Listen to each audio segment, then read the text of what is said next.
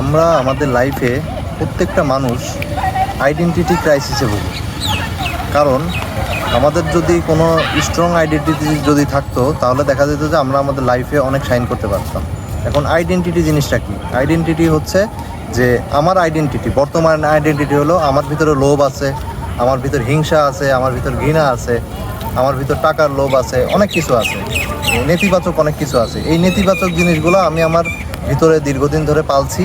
এই পালাটাই হচ্ছে আমার আইডেন্টিটি। কিন্তু আমরা কখনো চিন্তা করি না এই আইডেন্টিটির থেকে আমাদের শিফট হওয়া দরকার। যেমন আমাকে অনেক বেশি রিলিজিয়াস হওয়া দরকার, আমার ভিতর হিংসা দূর করা দরকার, আমার ভিতর থেকে লোভ জিনিসটা দূর করা দরকার।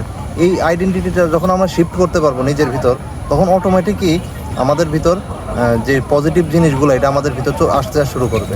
আমরা যে চিন্তা করি যে আমাদের টাকা পয়সা অনেক দরকার, আসলে টাকা পয়সা আমাদের একটা লোভ আছে। এই লোভটা থাকার কারণে আমরা দেখা যাচ্ছে টাকা আমাদের কাছ থেকে দূরে চলে যায়। তো যেই জিনিসটা আমরা ধরতে যাই সেটা আমাদের কাছে দূরে চলে যায়। কেন দূরে চলে যায়? একমাত্রই কারণ সেটা হচ্ছে যে আমাদের আইডেন্টিটি হচ্ছে লোভ।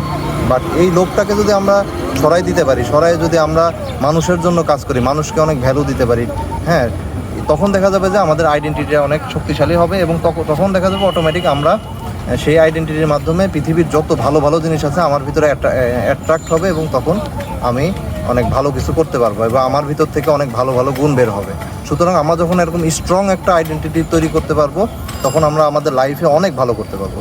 এই ছোট্ট একটা জায়গায় যদি আমরা কাজ করতে পারি, আইডেন্টিটি শিফট, তাহলে দেখা যাবে যে আমরা আমাদের লাইফে অনেক সুন্দরভাবে ভালোভাবে হ্যাপি থাকতে পারবো। Thank you.